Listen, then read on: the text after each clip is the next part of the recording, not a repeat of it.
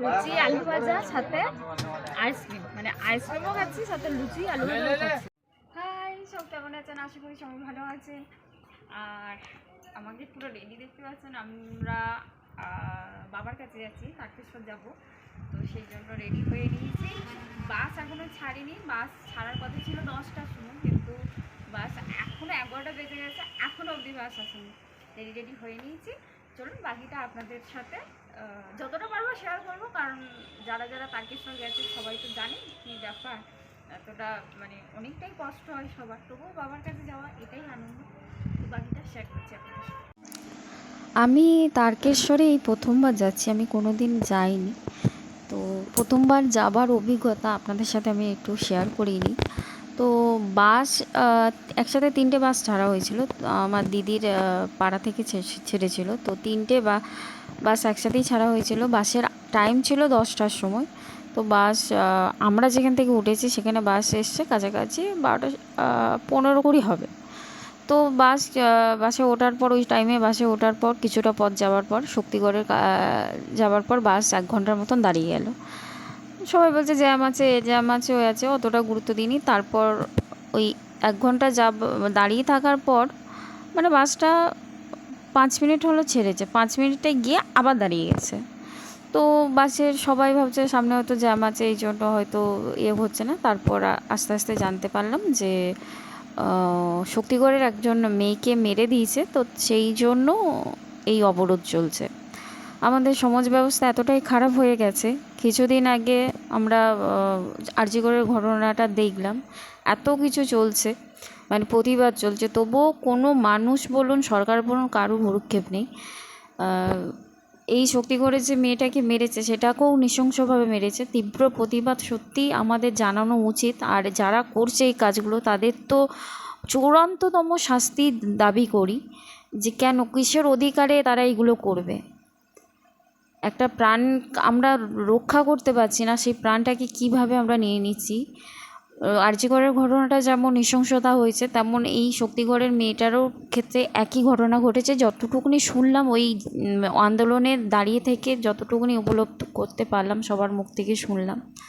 তো সত্যি কথা বলতে আমি একদম ভগবানের কাছে প্রার্থনা করি যেন যাদের জন্য এই প্রাণগুলো চলে যাচ্ছে তাদেরও যেন চূড়ান্ত থেকে চূড়ান্ততম শাস্তি হোক। এটা কখনোই কাম্য না, কোনো মানুষকে মেরে দেওয়া, কোনো প্রাণীকে এভাবে আঘাত করা। তো আশা করব সরকারের ব্যবস্থা নেবে। এই যে পরপর 3টে বাস, এইবার রাধাকৃষ্ণতে আমরা আছি, পরে ওই সবুজ বাসটার নাম হচ্ছে আরাত্তিকা সম্ভবত। ওই বাসটাতে আমার দিদি ছেলে আছে, পিছনের বাসটাতে দিদিদের পাড়া কিছু আছে। যে বাবা মার সন্তান গেল তারা যেন সুবিচার পায়, এই মানে এই আশা রাখি।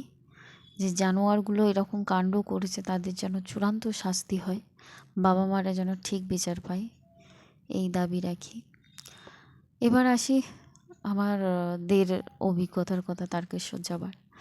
এই যে এখানে ভিড়টা দেখছেন, এই ভিড়টা হচ্ছে সামনে মিডিয়া আর কি ওদের ইন্টারভিউ নিচ্ছে, সবার থেকে আর কি অভিজ্ঞতা জানছে, ওই জন্য ভিড়টা। আর এই যে লাল বাসটা দেখছেন, এই লাল বাসটাতে দিদি আর আমি ছিলাম। এই বাসটারই অভিজ্ঞতা বলবো। পিছনে যে 2টো বাস ছিল দেখলেন, ওই 2টো বাস এখানে অবরোধ উঠে যাবার পর ওরা আমাদেরকে ওভারটেক করে চলে যায়, বৈদ্যবাটি পৌঁছে যায়। আমরা শেওড়াফুলি যাইনি, বৈদ্যবাটি গিয়েছিলাম। তো আমাদের যিনি ড্রাইভার দাদা ছিলেন, তিনি যেতে যেতে ওনার কী মতে মানে মন কী বলেছে আমি জানি না। তো উনি হাইওয়ে ছেড়ে দিয়ে একটা হাইওয়ের পাশ দিয়ে একটা রাস্তা ঢুকে গেছে, সেই রাস্তায় ঢুকে গেছে। আর রাস্তাটা চূড়ান্ত খারাপ, মানে চূড়ান্ত গর্ত, রাস্তাটার মধ্যে বড় বড় গর্ত। তো উনি হাইওয়েটা ছেড়ে দিয়ে ওই রাস্তায় ঢুকে গেছে। ঢুকে যাবার ফলে আমাদের এই বাসটা, এই যে রাধাকৃষ্ণ বাসটা দেখতে পাচ্ছেন, এই বাসটা কী হয়েছে, পুরো ডান দিক গেছে হেলে, মানে ডান দিকে একদম পুরো হেলে গেছে। তো বাবার অশেষ কৃপা যে যাই হোক কিছু হয়নি। এই যে বাজারটা দেখছেন, বলছি এই গল্পটা, তো বাবার কৃপাতে আমরা সকলে বেঁচে যাই। ড্রাইভার তাড়াতাড়ি সবাইকে বাস থেকে নেমে যেতে বলে। আমরা এই শেওড়াফুলি নয়, সরি, বৈদ্যবাটিতে এসে পৌঁছলাম, এই সব বাস থেকে নামছি। তো ওখানে যখন বাসটা ওভাবে ফেঁসে গেল, মানে একদম পুরো ডান দিক হেলে গেল, আমার কাছে ফোনটা ছিল না, আমার দিদির কাছে ছিল। আর বৈদ্যবাটিতে পৌঁছানোর পর গঙ্গাঘাটে যাবার পথেই বাবা মাকে দেখতে পেলাম, হয়তো দলে দলে বাবার কাছে জল নিয়ে ছুটছে, দেখতেই তো পাচ্ছেন। তো সেখান থেকে যাই হোক, বাসের মধ্যে যত পুরুষ মানুষ ছিল সবাই মিলে বাসটাকে ঠেলে তুললো। ঠেলে তোলার পর ওই রাস্তা ধরেই যাই হোক আসতে শুরু করলো বাস। এটা বৈদ্যবাটির ঘাট, সবাই চেনেন, নতুন করে পরিচয় করাবার কিছু নেই। তো বাসটা ওখান থেকে যাই হোক করে ওঠার পর আস্তে আস্তে করে যাই হোক ওই রাস্তাটা কভার করার পর আমাদের ড্রাইভার দাদা আবার নতুন করে আরেকটা সৃষ্টি করলেন, সেটা হলো বৈদ্যবাটির বাজারের ছোট রাস্তায় ঢুকে গেছে। ওখানকার স্থানীয় মানুষরা বলছে এত বড় বাস নেই, কে এই রাস্তায় ঢোকে। তো যাই হোক সেখান থেকেও যাই হোক করে বাস কাটিয়ে ওখান থেকে বেরিয়ে আসে। বৈদ্যবাটির বাজারে যখন ওরম করে বাসটা আটকে গেছে, পিছনে তো প্রচুর জ্যাম লেগে গেছে, সে আরেক কাণ্ড। যাই হোক হলো, আমি বৈদ্যবাটি পৌঁছানোর পর সবাই বললো খাওয়া দাওয়া করে নাও। তো সবার কথা অনুযায়ী আর কি আমরা ভাত খেয়ে নিলাম। রান্না খুব ভালো হয়েছিল ওই হোটেলটায়, তো ভাত টাত খেয়ে নিলাম। তো তারপর বৈদ্যবাটি বাজারে যখন বাসটা ওভাবে ফাঁসলো, এক তো সেখানেও 15-20 মিনিট গেল বাস কাটাতে, কীভাবে বাসকে বের করবে। তো ওই মানে ওইভাবে যখন হয়ে গেছে, বাস ফেঁসে গেছে, আমি মানে সবাই যখন এরকম করছে, চেঁচামেচি করছে, আমি তো বাস থেকে বলে যাচ্ছি আমরা বরযাত্রী যাচ্ছি, তাই এই ছোটো রাস্তায় ঢুকে গেছি। যাই হোক সেটা একটা ইয়ার্কি ছিল। তারপর ওখান থেকে বেরিয়ে বাস যাই হোক বৈদ্যবাটি পৌঁছলো। যে দুটো মানে আর যে দুটো বাস ছিল তারা দাঁড়িয়েছে অন্য জায়গায়, আমরা দাঁড়িয়েছি, আমাদের বাস ড্রপ করেছে অন্য জায়গায়। সব কিছু আমাদের ড্রাইভারের কৃপাতেই হয়েছে আর কি। এত কিছু কাণ্ড, এত কিছু মানে মানে অবরোধ যেখানে আটকেছিলাম সেটা কখনোই তার কাম্য ছিল না। সেটা তো একটা বিচারের আশাতেই তারা করেছে, বিচার হোক জানোয়ারদের। তো যাই হোক বাবার কাছে পৌঁছানোর গল্প পর আর একটু বলি, সেটা হচ্ছে যখন মানে ওই সমস্ত কিছু আমরা অতিক্রম করে যখন গঙ্গার ঘাটে পৌঁছলাম, খাওয়া দাওয়া করলাম, সব কিছু হলো। তারপর হাঁটার কথা বলি, বাবার কাছে কিছুটা হেঁটে গেছি, কিছুটা মানে মোটর ভ্যানে করে গেছি। 4.5 ঘন্টার মতন হেঁটেছি, তারপর আর পারিনি, তারপর বাধ্য হয়েই মোটর ভ্যানে করে আবার রওনা দিয়েছি।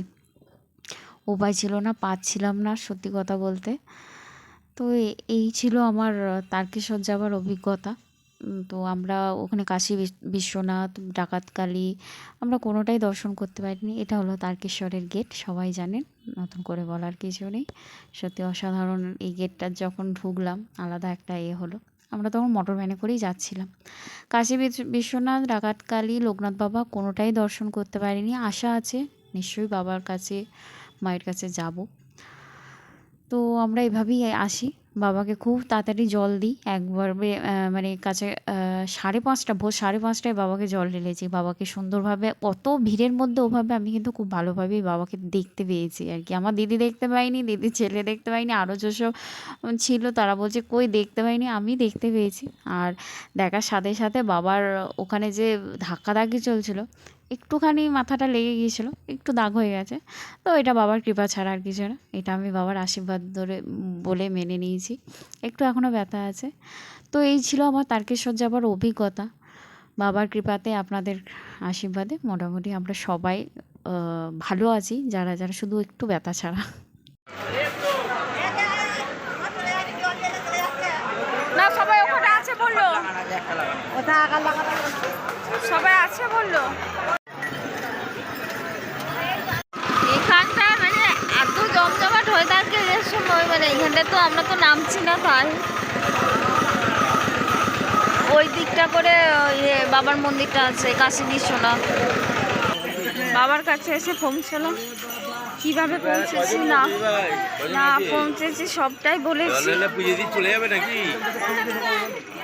আর এই যে আজকে সোমবার, তার উপর রাখি পূর্ণিমা, সব কিছু মিলিয়ে মোটামুটি চূড়ান্ত ভিড়ে নামতে হবে।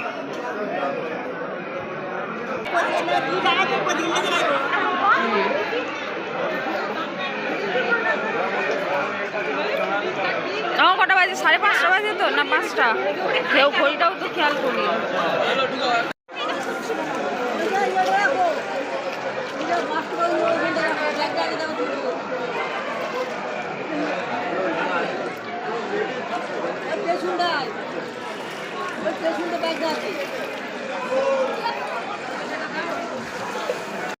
সামনে গিয়েছো রে, এই হারিয়ে যাবি না, ধারে ধারে চো, ধারে ধারে চো, যাবি ধারে ধারে চো, ধারে ধারে চো।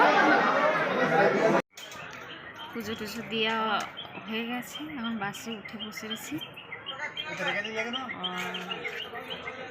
তারকেশ্বরে নতুন বাস স্ট্যান্ড, মানে টুরিস্ট বাস স্ট্যান্ড তো সবাই চেনে, সেখানে আমাদের 3টে বাস একদম সামনেই ছিল, বেশি খুঁজতে হয়নি। আমার দিদি খাবার আনতে গেছে, একটু খাবো, অন্য কিছু খেতে পারতাম। আজকে আমার সোমবার, আজকে সোমবার না, আমি সোমবার করি প্রত্যেক সপ্তাহে, আমার মানে সোমবারটা একদম বাধা ধরা, তো সোমবার কোনো আমিষ খাই না। আর আপনাদের তো সমস্ত কিছু আসার সময় কাহিনি তো বললাম, এরপর বাবা জানে বাকিটা কী হবে যাওয়ার সময় কাহিনি, যদি সম্ভব হয় যাওয়ার সময় কিছু শেয়ার করার চেষ্টা করব। আর একটা কথা, যেটা সত্যি কথা বলতে না বললেই নয়, বলতে খুব ইচ্ছে, খুব চেঁচিয়ে বলতে, আর আমি মন্দিরে চেঁচিয়েই বলেছি। আমি না অত ভিড়ের মধ্যে, মানে জেনারেল লাইনটায় যারা পুজো দিয়েছেন তারা তো সবাই জানেন যে জেনারেল লাইনে দিয়ে কীভাবে জল ঢালা হয়।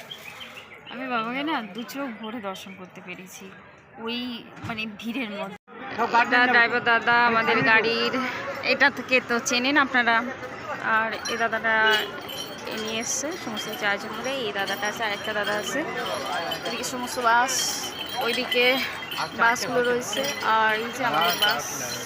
এখানে বাসের সামনে আমরা সবাই মিলে গল্প করছি। হ্যাঁ, আমার দিদি আবার কাজের কাজ একটা করেছে এখানে, মানে কোনো রকম কোয়ালিটি মেনটেন তো হয় না, কি হবে জানি না, একখানা পরে বসে রয়েছে, কি হবে বুঝতে পারছি না। আমার ভয়টা হচ্ছে জল টল লাগলে কিছু হয় কি।